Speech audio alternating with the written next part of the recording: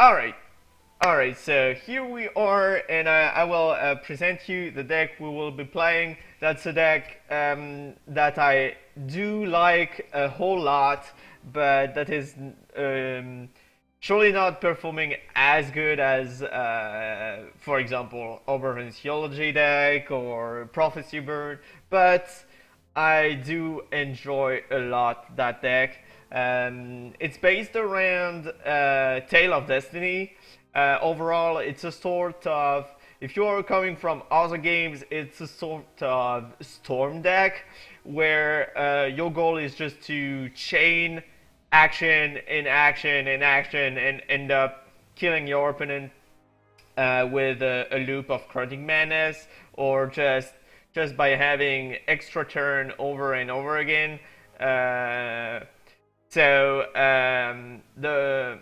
deck is full of draw engine. So we play 22 shards, which is a low amount, but we do have lots of way to get those shards. You got Arcane Focus for the early game, you got Chlorophilia to get even more, you got Peak in the later stage, you got Thunderful Seer that is also making your action even more towards, it makes them better, so more quality card. And then you do have Oracle Song and Lanaposite, which is some nice card draw also. And then you do have a little bit of the Prophecy package. So you do have Thunderfist here. As I said, there is Lanaposite, and there is only one Circular Ancient because it's more a value card as a one-off, more than being the engine of the deck. So sometimes you can end up winning thanks to Circular Ancient, and you don't need a whole lot of them because that deck is full of card draw. There is Tale of Destiny with only 4 target in the deck. Here Tale of Destiny can prophesize Wrenlocke or Sight of the Sun. In any case, when you play either Sight of the Sun or Wrenlocke and get an extra turn, that's usually really valuable. You will be able to generate tons of value. One pillar of the deck is Cyclone Shaper. If you can combine Wrenlocke plus Shaper, you usually win the game. That's fairly simple because you will be able to have like pretty much every card draw like really cheap. It's either for free or just for 1 shard if you can empower that one. And with Wrenlocke, you will generate tons of value, and you will end up either having either have a Sight of the Sun into play, or being able to go again with a Song of the Sun, which is basically doing the Sight of the Sun ability. So you replenish all your resources, and you are able to go back. I will actually put them non-extended art here because it's a little bit problematic with the prophecy stuff. So we'll do that with the lullaby also. It's really annoying when you do end up with extended art or affiliate. That's fine. Okay, so that's a little better.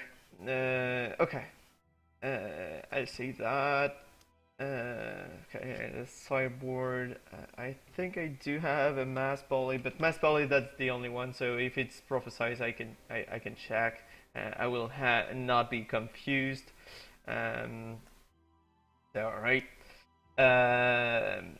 So then there is also some utility card, which is Lullaby. Pretty much that's the only card that really interact with your opponent. This deck is really weak to aggro, as you can see. You are not interacting a whole lot, but you are making your draw the smoothest possible. That's the thing with this deck. Um, uh, yeah, against aggro, you do have a sideboard that is really focused towards aggro because of that problem that I explained, that you are really weak to aggro. But against control, you are usually in a fantastic position, even if your opponent are playing like Vampire Princess, because that card is generating so much card advantage that you might just end up having so much card advantage that vampires cannot keep up with your cat advantage. And as soon as you play a Wrenlocke, for example, usually it gets out of control, especially if you Tail of Destiny before. Tail of Destiny, this is the next unique troop, gives you an extra turn, pretty much. And that means your Wrenlocke is becoming a beast. I just usually, if you're familiar with Wrenlocke, that card was average because of being a 3/3 for 4, so it's really vulnerable to removal, and being able to just play an extra turn on the same turn you play the Wrenlocke makes it way less vulnerable to removal, because usually people that are playing like Kraken Bolt will not be able to Kraken Bolt, and Burn is not killing the Wrenlocke, and that's why it's making it way better. Against Hierophant decks, depending on how early Hierophant is coming, this is you can manage to still win, so it's alright. Really, the main problem is a Bombus that is really aggressive, or a Yotl where you cannot do that much, and that's why the sideboard is heavily focused toward that. So, as you can see in the sideboard, there is 4 Carnosaurus, 3 Harvest Moon, and 2 Clocodon. So this is heavily targeting aggro. So, as you can see, this is getting a little scary for aggro there. You also have 2 additional Lullaby, so this is getting way different after sideboard. Against control, you do have a natural terrain, usually because people are either bringing some, for example, Cerebral Domination, or that they have like Soul Marble, or they have, let's say, Drone Shrine that is really annoying for our deck. So that's why I do have Natural Rain, and we are on Winter Moon, so we can really reshuffle over and over again. That's a really key part of that deck also. We do have an additional Chronic Madness for the Prophecy and Control matchup. That way we can sometimes just grind out by just drawing so much that we can just Chronic Madness over and over again without even